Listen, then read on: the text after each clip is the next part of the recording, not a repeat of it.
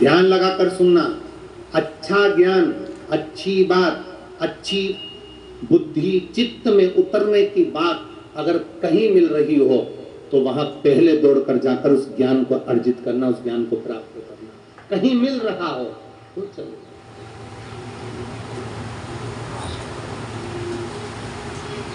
पर हमारी आदत बड़ी बुरी है, इन आंखों की भी आदत बड़ी बुरी है। कुछ अच्छा टंगा होता है ना तो मैं ये आंख कभी नहीं जाएगी, और जहां गंदा टंगा होगा ना मैं ये आंख तुरंत चली। ये आंखों की भी आदत है, ये मन की आदत भी बहुत बुरी है।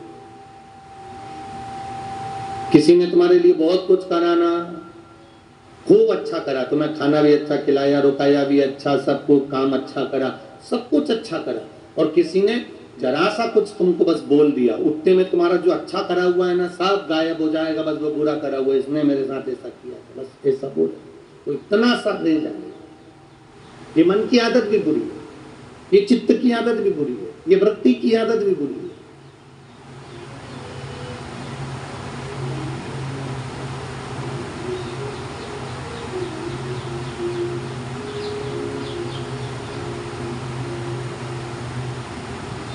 अच्छा ढूंढने का प्रयास करिए, और जिस समय आपने अच्छा ढूंढने का प्रयास कर लिया, जिस समय आपकी चित्तवृत्ति में अच्छा समा गया, जिस समय आपकी बुद्धि में अच्छा समा गया, आपको अच्छा प्राप्त होना प्रारंभ हो जाए। और अच्छा देखोगे तभी तो ना। एक हाथी और 6 अंधे, आंखों के 6 लोग अंधे थे, गांव में हाथी आ गया, 6 ही अंधों ने विचार करा आज तक अपन ने हाथी नहीं देखा, क्योंकि अपन आंखों से जम के बोलो अंधे, हाथी नहीं देखा अपन ने आज तक। अब क्या करा जाए? तो 6 ही ने विचार करा कि भले अपन ने आंख के अंधे हैं, अपन ने हाथी नहीं देखा तो क्या हुआ, आज तक अपन ने हाथी नहीं देखा, पर हाथी को छू तो सकते हैं ना, हाथी का स्पर्श तो कर सकते हैं ना। एक कथा आपको अकोला की कथा में कही थी कि एक अंधा व्यक्ति भगवान के मंदिर में चला गया, तो जितने लोग मंदिर के अंदर बैठे थे वो सब हंसने लगे। बताओ, पूछा उस अंधे व्यक्ति से, काहे के लिए आए हो? कि भगवान का दर्शन करने आया हो। तो तुम्हारी तो आंख ही नहीं है, भगवान को कैसे देखोगे? अंधे व्यक्ति ने कहा मेरी आंख नहीं है, मैं भगवान को नहीं देख पाऊंगा, पर भगवान तो मुझे देख लेगा ना, बस उतना ही काफी है। अगर भगवान मुझे देख लेगा ना तो उतना काफी है, बस वो। शादी में जाते काहे को? खाना खाने जाते हो, शादी में रिसेप्शन में भोजन करने जाते हो? ना ना ना ना। अच्छा व्यक्ति शादी में खाना खाने नहीं, अच्छा व्यक्ति शादी में केवल एक 500 का लिफाफा देने के लिए जाता है, क्योंकि वही देखो संबंध है, रिश्तेदारी है, नातेदारी है, तो वहां जाना पड़ेगा, लिफाफा देना पड़ेगा। और उसको जितना कहीं जाने की जरूरत नहीं, उतना उसको जरूरी है स्टेज पे जाना। क्यों? क्योंकि स्टेज पे कैमरा लगा होता है, तो उसको दिखना चाहिए कि मैंने आया था और मैंने आगे बोल दो 500 का लिफाफा दिया था, उसको दिखना चाहिए। बस कैमरे के सामने जैसे दिख जाए कि तुम आए थे और तुमने लिफाफा दिया था, उसी तरह भगवान के मंदिर में जाना तो ये अंदाजा लगा कर जाना कि मैं जो कुछ कहूंगा भगवान से कहूंगा। भगवान को ये मत समझना कि ये पत्थर की मूर्ति है, पाषाण की मूर्ति है, ये सुनेगा कि नहीं सुनेगा। तुम्हारा काम है कहना, उसका काम है सुनना। तुम्हारा काम है झोली फैलाना, उसका काम है झोली भर कर जाना। ये उसके हाथ में। तुम बस उससे जाकर प्रार्थना कर लो, उससे जाकर निवेदन कर लो, उससे जाकर विनती कर लो, फिर आगे वो संभाल लो। आप उससे जाकर निवेदन करो, आप उससे जाकर प्रार्थना करो, वो संभाल लो।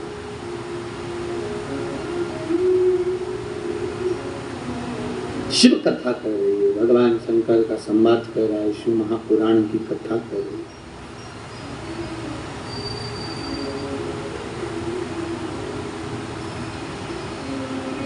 शिव तत्व कर रहा है, भगवान शंकर का पावन चरित्र कर रहा है। सती मैया को लेकर गए अच्छे ज्ञान को प्राप्त करने के लिए, कि कुछ अच्छा ज्ञान प्राप्त हो जाए।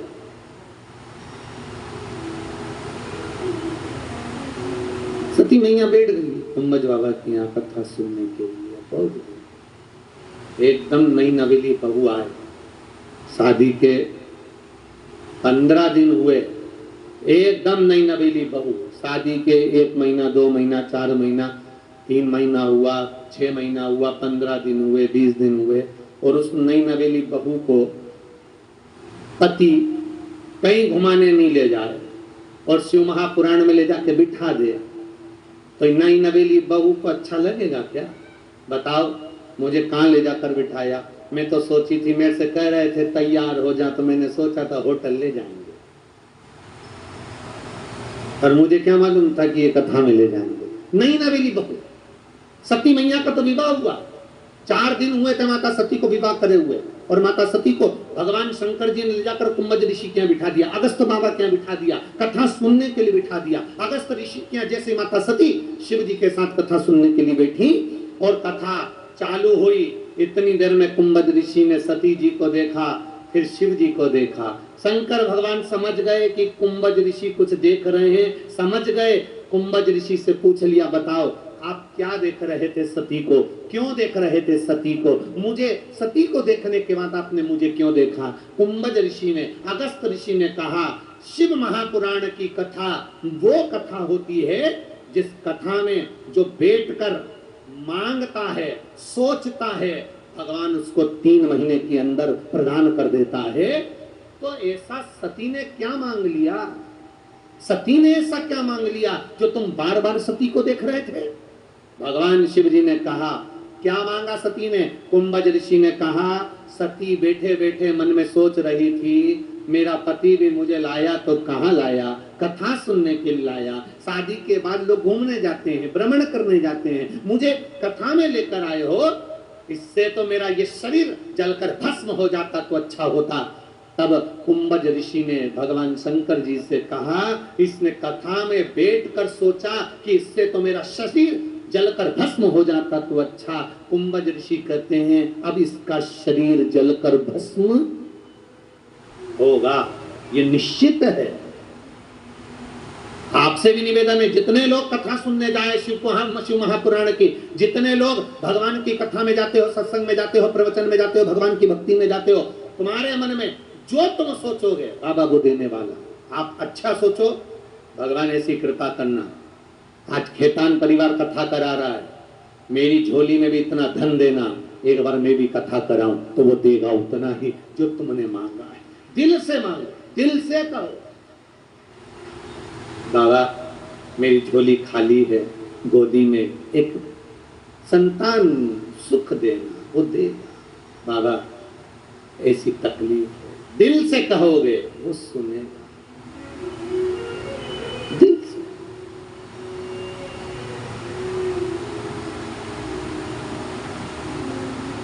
कई लोग कहते हैं क्या ये कथा में भगवान आते हैं? हम कहते हैं आने की बात करते हो, वो तुम्हें देते हैं। हेलीकॉप्टर का एक बना होता है तो हेलीकॉप्टर हेलीपैड पे उतर जाता है। जहां शिव महापुराण की कथा होती है, भोलेनाथ नंदी लेकर वहीं उतर जाते हैं। ये भी हेलीपैड से कम नहीं है भोलेनाथ जी का, ये शिव का हेलीपैड है, जहां मेरा शंभु, जहां मेरा त्रिकालदर्शी कैलाशी अविनाशी होता, मेरा भोलेनाथ चरित्र कह रहा है। माता सती भगवान शिव के साथ में कुंभज बाबा के आश्रम में पहुंच गई। जो मन में सोचा वो लीला सती मैया ने विचार करा था कि शरीर जलकर भस्म हो जाएगा, और सती माता का शरीर जलकर भस्म हुआ। शिव जी ने सोचा था कि मुझे राम जी का दर्शन हो जाए, तो शिव जी को राम जी का दर्शन हुआ। आप क्या सोच रहे हो ये आपके ऊपर। एक हाथी, 6 अंधे, नेत्रों से दिखता नहीं है पर मन में लालसा है कि हाथी आज तक नहीं देखा, देख नहीं पाएंगे तो छू तो लेंगे। सबकी अपनी अपनी सोच है। किसी ने हाथी का पांव छुआ, किसी ने सूंड छुई, किसी ने कान छुआ, किसी ने उसका सिर छुआ, किसी ने उसका पेट छुआ, किसी ने उसकी पूंछ पकड़ी। 6 ने अलग अलग हाथी के शरीर को छुआ। 6। अब जरा विचार करना कथा पर। आंख के अंधे हैं, नेत्र नहीं है, छुआ, हाथी चले गए। 6 आंख से जो अंधे थे वो 6 एक जगह पर बैठे और उन्होंने विचार किया। एक बोला हाथी तो दीवाल जैसा है, जिसने पांव छुआ था उसको दीवाल लग रहा। दूसरे ने पेट छुआ था तो वो बोला हाथी तो एक पाइप की जैसा है, बड़ा पाइप होता है ना उसके जैसा। तीसरा बोला जिसने पूंछ पकड़ी थी, हाथी तो एक बड़ के पेड़ की जैसे जड़ होती है डाली वैसा। चौथा बोला जिसने हाथी के कान पकड़े थे, हाथी तो पंखे जैसा है। पांचवा बोला जिसने हाथी की सूंड को हाथ लगाया था, हाथी तो एक वृक्ष की जो डाली होती है ना उसके जैसा। छठा बोला जिसने हाथी का सिर छुआ था, नहीं नहीं, हाथी तो एक डब्बे जैसा। 6 ही लड़ रहे हैं, 6 आपस में विवाद कर रहे हैं, 6 एक दूसरे को अपनी बात कह रहे हैं। वो के दीवाल थी, वही के पाइप था, कोई के जड़ थी, कोई के तना था, कोई के पंखा था, सब अपनी अपनी बात कह रहे हैं। तब एक कोई विद्वान ज्ञानवान वहां से निकल कर जा रहा था, 6 के बीच में वो बैठ गया और उसने समझाने का प्रयास करा कि तुम सब जो बोल रहे हो वो अपनी जगह पर है, पर हाथी ऐसा नहीं था, न दीवाल थी, न पंखा था, न जड़ थी, न पेड़ था। हाथी का स्वरूप काला था और वो पंखे जैसे उसके कान थे और दीवाल जैसे उसके पांव थे। तो 6 अंधे एक साथ बोले काला कलर कैसा होता है? 6 एक साथ। शिव महापुराण की कथा कहती है समझा उसको जो समझ जा।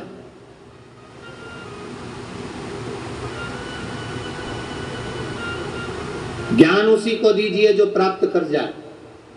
आपने समझाया और उसने नहीं समझ पाया, आपने कहा और वो नहीं समझ रहा, आपने कहा 1 लोटा जल सारी समस्या का हल, 1 लोटा जल देवादिदेव महादेव को चढ़ा, उसका जो फल मिलेगा वो प्राप्त होगा। एक पत्र में लिखा, प्रतिभा सराफ रक्सोल बिहार से आई है, कहीं बैठी हो तो हाथ हिला सकती है। प्रतिभा सराफ रक्सोल बिहार की निवासी हूं, कहीं बैठी हो तो हाथ हिला सकती है। आप उधर हैं? हाँ ठीक है, हाथ हिला दीजिए। रक्सोल बिहार से हूं, मेरी शादी को 7 साल हो गए थे। टेस्ट बेबी भी करवाया पर संतान का सुख नहीं था, गर्भ नहीं ठहर रहा था, बहुत तकलीफ में जिंदगी निकल रही थी। दिल्ली तक हमारा इलाज चला पर संतान का सुख नहीं मिला गुरुजी। तब मेरे परिवार की मेरी माता जी ने कहा कि शिव महापुराण की कथा सुन। 1 लोटा जल शिव जी पर जल चढ़ा और 1 बेलपत्री चढ़ा, सफेद आंख की जड़ को कमर में बांध। लोगों के 20-20 साल में संतान हुई है तो तेरे तो 7 साल है, कोई बात नहीं, होगी। जहां डॉक्टरों ने मना कर दिया था, टेस्ट बेबी भी फेल हो चुकी थी, बाबा की कृपा से आपने 2022 में सावन के महीने में जो शिवलिंग का अभिषेक ऑनलाइन करवाया था गुरुजी, हमने टीवी के सामने बैठकर शंकर जी का पार्थिव शिवलिंग बनाकर उसका पूजन किया और उसी के 3 दिन बाद मेरा गर्भ ठेर गया और बाबा की कृपा से आज मेरे गोद में मेरी संतान है। बच्चा लेकर आए हो, ले आओ, ले आओ, जल्दी आओ, यही बीच में सह जाओ, इधर बीच में सह जाओ।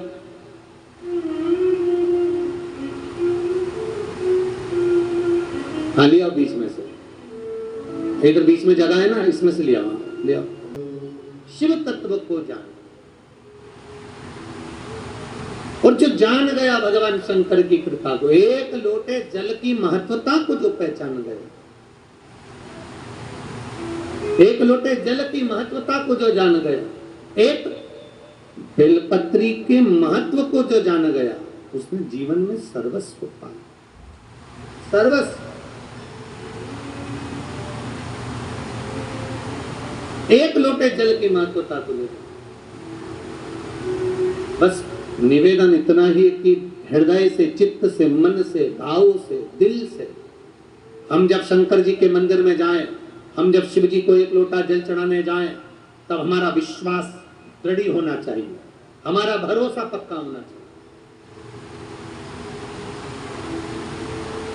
और जब हमारा विश्वास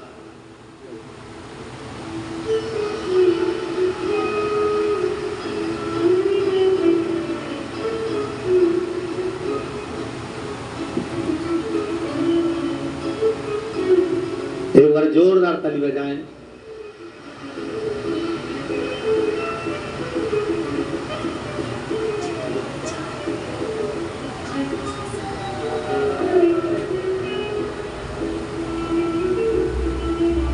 बहुत बहुत बधाई।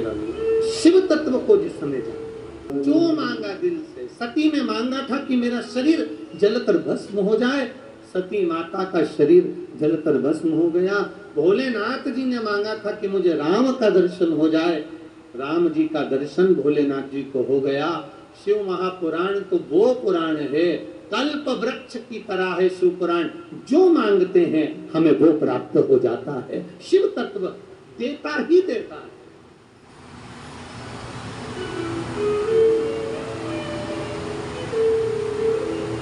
देता है शिव तत्व, शिव देता है।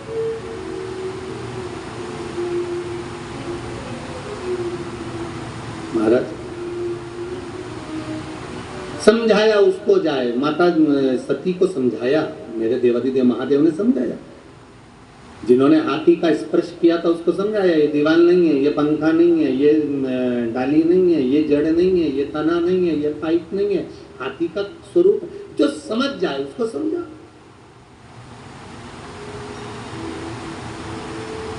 और जो समझे ही ना, उसको समझाने की जरूरत भी नहीं।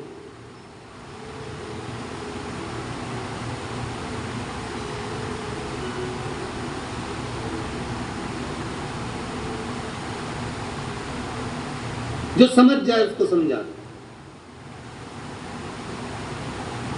और कितना कहीं ना कहीं शिव की प्राप्ति का केंद्र बिंदु है शिव पुराण। ये तो फिर कहूंगा, शंकर भगवान के त्रिपुंड पर है, शंकर भगवान के त्रिनेत्र पर है, शंकर भगवान की त्रिवेद पत्र पर है, शंकर भगवान के त्रिशूल पर है। वो सत्यम शिवम और सुंदरम के महत्व के साथ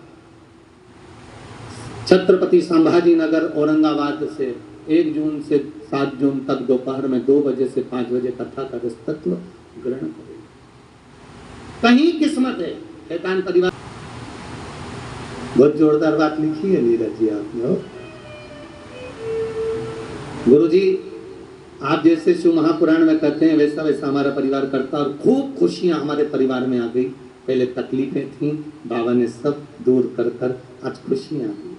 पर एक बात हमारे मन में थोड़ी सी खलती है, ये आस्था चैनल के कैमरे सही करवाइए। इसका एक ही कारण है, ये आस्था वाले आपको 50 साल का डोकरा दिखाते हैं टीवी पर हकीकत में आपसे देखते हैं, मिलते हैं तो ऐसा लगता है कि आप 50 साल के थोड़ी ना हो। हम तो ये कैमरे वालों से कहेंगे कि कैमरा ठीक करवाएं, इसमें आप 50-60 साल के दिखते हो। तो हम केवल इतना ही कहने के लिए यहाँ आए हैं मुजफ्फरपुर से। हमको देखना था ये 50 के हैं कि 25 के।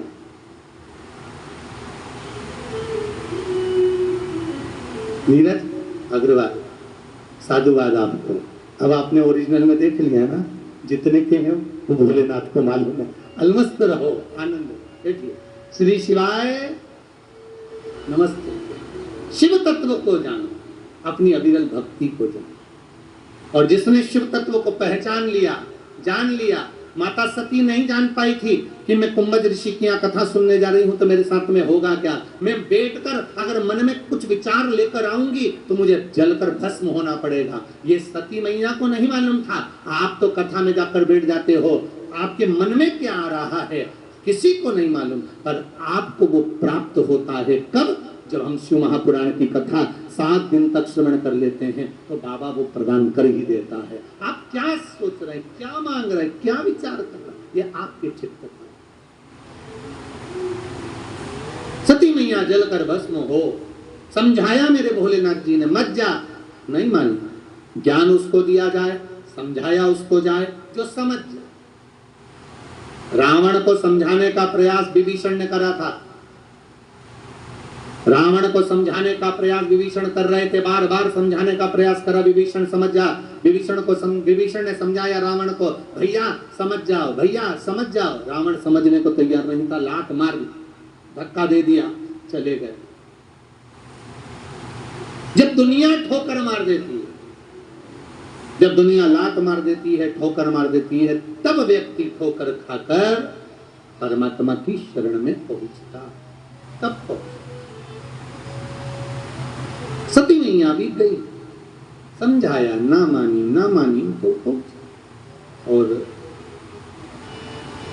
सती मैया पहुंच गई अपने पिता के यहाँ यज्ञ में। बहुत बड़ा यज्ञ हो रहा था, बहुत। शिव जी का तो अपमान दक्ष प्रजापति ने पहले ही कर दिया। ससुर के आने पर जमाई ने उठकर जब प्रणाम नहीं करा था तो क्रोध में आकर दक्ष प्रजापति ने श्राप दे दिया था, मैं तुम्हें श्राप देता हूं, मेरी बेटी सती का विवाह तुम्हारे साथ करा है पर तुमने मेरा आदर नहीं करा है। मैं तुम्हें श्राप देता हूं कि तुम शमशान में निवास करोगे। भोलेनाथ जी बड़े प्रसन्न हो गए थे क्योंकि उनको ससुर का श्राप आशीर्वाद लग रहा था। जो हर परिस्थिति में खुश रहना जानता है वो आनंद की जिंदगी जीना जानता है, वो आनंद की जिंदगी जीना। हर परिस्थिति में जिसने अच्छा सोचा। शंकर भगवान को श्राप लगा कि तुम शमशान में निवास करोगे।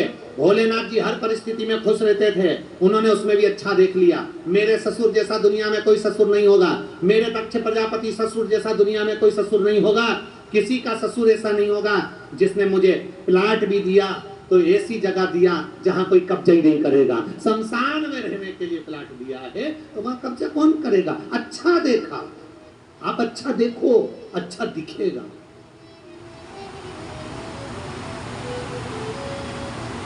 अच्छा देखो,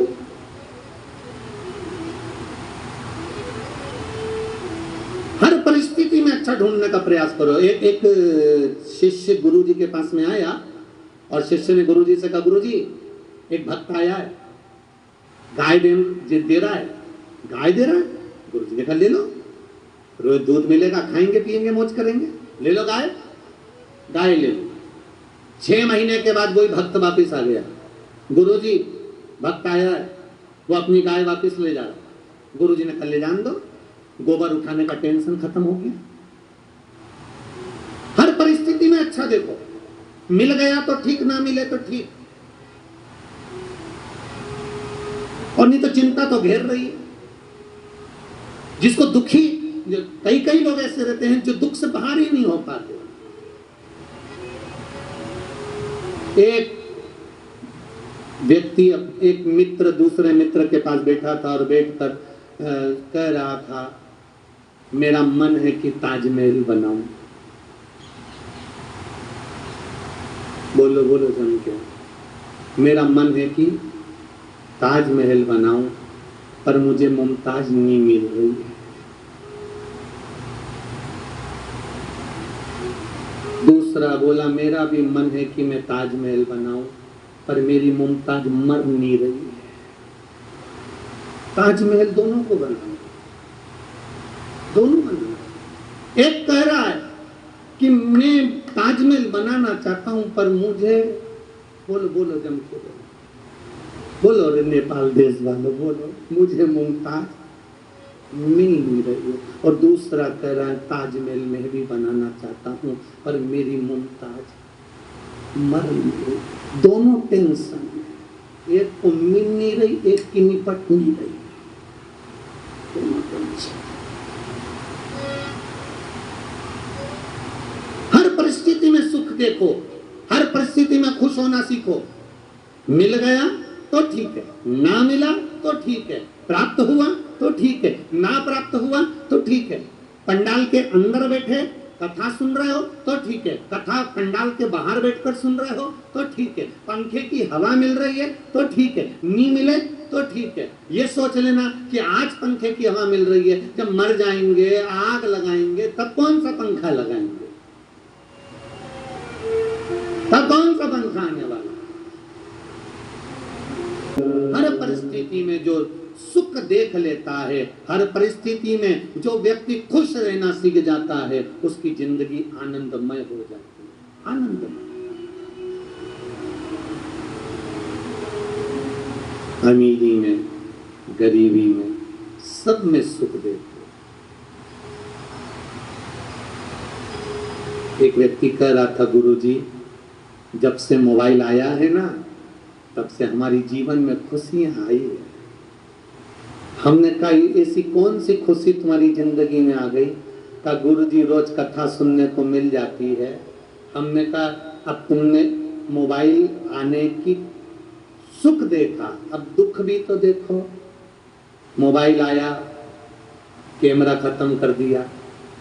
पहले लोग कैमरा लेके घूमते थे कि नहीं घूमते थे? बोलो जम के बोलो, जम घूमते थे ना। मोबाइल आया, कैमरा खत्म। मोबाइल आया, टार्च। पहले लोग टार्च रखते थे कि नहीं रखते थे? बोल बोलो जम के बोलो। मोबाइल आया, टार्च, बोलते जाओ जल्दी जल्दी। खत्म। मोबाइल आया, कैलेंडर। पहले लोग कैलेंडर देखते थे, पंचांग देखते थे। आज के जमाने में तुरंत तुमने पूछा ये तारीख को कौन सी तिथि है, उन्होंने मोबाइल खोला और बता दिया ये लो कैलेंडर। तुरंत मोबाइल आया, टार्च खत्म। मोबाइल आया, कैमरा खत्म। मोबाइल आया, कैलेंडर खत्म। मोबाइल आया, रेडियो। बोल दो जम के, खत्म। और मोबाइल आया और तुम्हारी पत्नी के हाथ में आया तो तुम्हारी जिंदगी भी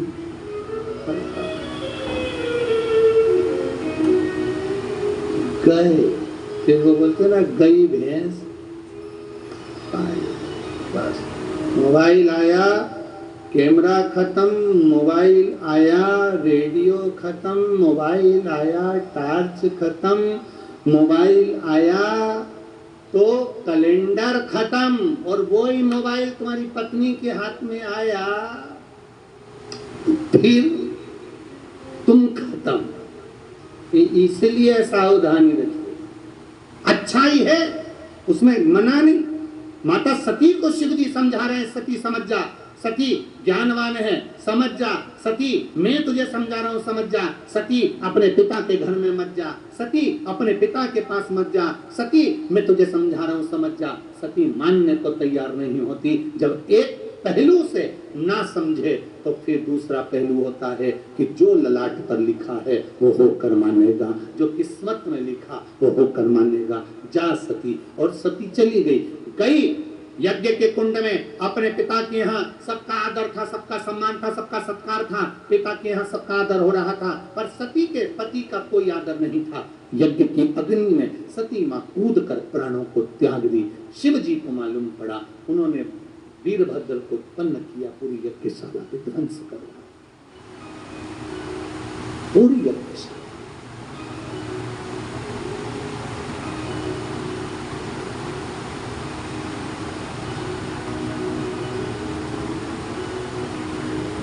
पूरी यज्ञशाला को विध्वंस कर दिया। पूरी यज्ञशाला। आखिरी में शीश, जो दक्ष प्रजापति का जो अहंकार था, जो मस्तक था, वो अग्नि में गिर गया। अहम अग्नि में गिरा। एक उंगली हम किसी पर उठाते हैं तो ये 3 उंगलियां हमारी ओर जाती हैं। तुम अपने अंदर झांक कर देखो तुम कैसे हो। किसी को अपशब्द कहने से पहले विचार करिएगा कि आप कैसे हैं।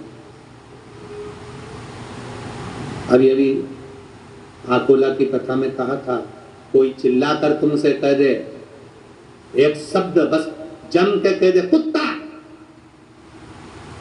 और जैसे उसने शब्द कहा और तुम्हें गुस्सा आया और तुमने चिल्लाना चालू कर दिया, तो उसने गलत क्या किया? उसने तुम्हें कुत्ता बोला और तुमने भौंकना चालू कर दिया, तो उसने गलत क्या किया?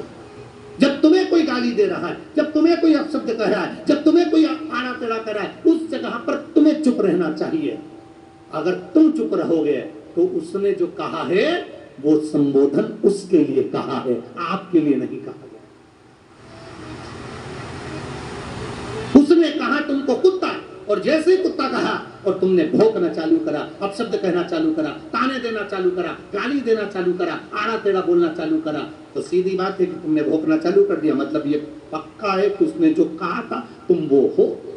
और अगर उसने कहा और तुम्हारे मुंह से एक शब्द नहीं निकला, तुम्हारे मुख से गाली नहीं निकली, तुम्हारे मुख से एक शब्द नहीं निकला, तुम्हारे मुख से आड़ा टेढ़ा नहीं निकला, तुम्हारे मुख से एक संबोधन नहीं निकला, कोई गुस्सा नहीं आया, समझ लेना उसने जो कहा था वो खुद के लिए कहा था, तुम्हारे लिए नहीं कहा। इसलिए तुम्हें क्रोध नहीं आया, तुम्हें अपशब्द नहीं निकला, तुम्हारे ताने नहीं निकले, तुम्हारी गाली नहीं निकली। सास तुम्हें आड़ा टेढ़ा बोले, तुम्हारे मुख से एक शब्द नहीं निकलना चाहिए। बहू तुम्हें अपशब्द बोले, सास के मुख से एक शब्द नहीं निकलना चाहिए। पिता कोई शब्द बोले, बेटे के मुख से शब्द नहीं निकलना चाहिए। बेटा बोले, पिता के मुख से शब्द नहीं निकलना चाहिए।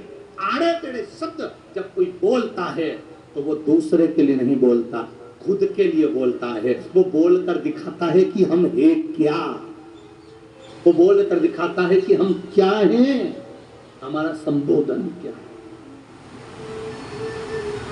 बुरा जो देखन में चला, बोलो बोलो आगे क्या है? बुरा न मिलिया कोई, हृदय अपना खोज कर देखो तो अपने से बुरा ना कोई। संसार में अपने से बुरा कौन होगा महाराज?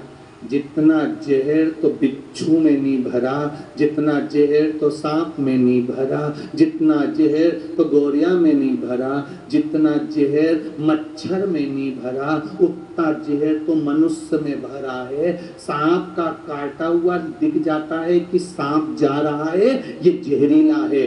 मच्छर को देखकर पहचान जाओगे कि जहरीला है, बिच्छू को देखकर पहचान जाओ कि जहरीला है, ततैये को देखकर पहचान जाओगे जहरीला है, पर किसी मनुष्य को देखकर नहीं पहचान पाओगे कि यह कब विष उगल देगा और कब तुम्हें निपटा देगा, कब तुम्हारे व्यापार को, तुम्हारे काम को, तुम्हारे ऊपर कब यह टूटमान हो जाए, कब तुम्हें घाटा पहुंचा दे, कब तुम्हें नुकसान पहुंचा दे, कब तुमसे ईर्ष्या रखकर तुम्हें समाप्त कर दे, कब तुमसे ईर्ष्या रखकर तुम्हें खल्लास कर दे, बर्बाद कर दे, ये समझ नहीं पाओगे।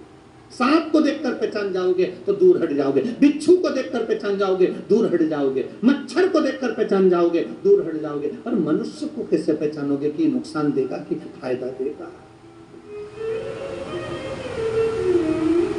राम राम जपना, बोलो बोलो जरा, पराया माल अपना, मुख में राम। तुम्हें कितनी याद है? हम तो आधा बोलते हैं, तुम पूरा बोलते, तो याद कितना है? कथा पूरी रट ली तुमने तो, गजब। मुख में राम, बगल में छुरी, ये रीति श्रेष्ठ नहीं है। आपसे निवेदन है, किसी बड़े व्यापारी से तुम्हारा संपर्क हो चाहे ना हो, किसी बड़े दुकानदार से तुम्हारी पहचान हो चाहे ना हो, दुनिया के मंत्री संतरी कलंतरी से तुम्हारी पहचान हो ना हो, किसी राज सत्ता वाले से तुम्हारी पहचान हो चाहे ना हो, परशु महापुराण कहती है महादेव से तुम्हारी पहचान होना चाहिए, जो अंत समय में काम आए। राज सत्ता वाले से पहचान है कि नहीं, फैक्ट्री वालों से पहचान है कि नहीं, गाड़ी बंगले वालों से पहचान है कि नहीं, दुकान वाले से पहचान है कि नहीं, व्यापार वाले से पहचान है कि नहीं, उससे मतलब नहीं होना चाहिए। एक पहचान उस परमात्मा से होना चाहिए। क्यों? जब दुख की घड़ी आती है, वेंटिलेटर पर पड़े रहते हो, आईसीयू में पड़े रहते हो, फैक्ट्री वाले, दुकान वाले, रिश्तेदार, नातेदार जिन जिन से तुम्हारी पहचान है, वो फल की टोकरी लेकर खड़े रहेंगे, पर वेंटिलेटर पे तुम्हारे साथ नहीं सोएंगे, आईसीयू में तुम्हारे साथ नहीं सोएंगे। पर ये जितनों से तुमने पहचान बनाई, ये फल की टोकरी लेकर बाहर बैठे रहेंगे। और उस महादेव से अगर एक बार पहचान बना ली तो वो तुम्हारी वेंटिलेटर पर तुम्हारे साथ रहेगा। एक एक श्वास श्वास में, धड़कनों में, एक एक नब्ज में तुम्हारे साथ होगा। डॉक्टर भी कह देता है अब मेरे हाथ में नहीं, उसके हाथ में है। मतलब डॉक्टर को भी मालूम है कि एक सत्ता और है, उससे हमारी पहचान होना चाहिए, जिससे हमारा भगवत भजन बढ़ेगा। तो एक न एक दिन अंत समय प्रभु आना पड़ेगा, वचन दिया तो निभाना पड़ेगा। दुकान चलाओ, फैक्ट्री चलाओ, घर चलाओ, परिवार चलाओ, गाड़ी चलाओ, तुम जिससे मिलना उससे मिलो, पर अपने व्यस्त जीवन में, फैक्ट्रियों के सुख में, दुकान के सुख में, गाड़ी के सुख में, बंगले के सुख में परमात्मा का भजन जरूर करना। क्योंकि जब तुम अकेले रहोगे, अंतिम सांसें गिन रहे होगे, तुम्हारे ऊपर जब काल मंडरा रहा होगा, तब कोई दूसरा नहीं, मेरा महाकाल का भजन करोगे तो वो सामने आकर खड़ा हो जाएगा। कोई नहीं आएगा, तब वो काल अधिपति आएगा। अंत बिंदु में उसका साथ होना जरूरी है।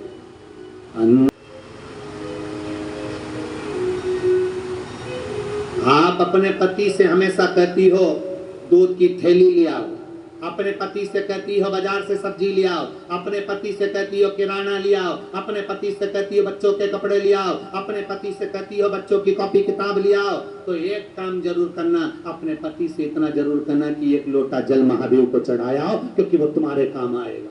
ये दूध की थैली हमारे काम आएगी, कपड़े हमारे काम आएंगे, किराना हमारे काम आएगा, सामान हमारे काम आएगा, पर एक लोटा जल अगर तुमने महादेव को चढ़ाया है, जब तुम्हारी दुख की घड़ी होगी, कहीं जा रहे होगे, आ रहे होगे, अंतिम सांस तुम्हारी चल रही होगी, तो तुमने जो पुण्य करा होगा वो तुम्हारे सामने खड़ा होगा, वो तुम्हें साधेगा। आज अगर खेतान परिवार इतने लोगों को पानी पिला रहा, भोजन करा रहा, आगे आगे बढ़कर सेवा कर रहा है, उसका पुण्य इनके खाते में संजोया हुआ है, सामने आएगा। कोई नहीं आएगा। अंत समय में परमात्मा को पुकारना। पूरा इतना बड़ा परिवार, इतने बड़े रिश्तेदार, इतने बड़े नातेदार, इतने बड़े कुटुंब वाले, मेरा ये सब दूर पहचान है, पर जब प्राण छूट रहे होंगे, अकेले पड़े होंगे, कहीं दर्द हो रहा होगा, छाती में सांसें आखिरी चल रही होगी, आंखें बड़ी हो रही होगी, मुख से राल टपक रही होगी, अंतिम सांसें चल रही होगी, अगर कभी जिंदगी में शिव महापुराण सुनी होगी और उसका मंत्र श्री शिवाय नमस्तुभ्यं भूल से भी याद आ गया होगा, तो मेरा काल अधिपति कुबेर भंडारी पशुपतिनाथ डोलेश्वर महादेव वहां खड़ा हो, वहां खड़ा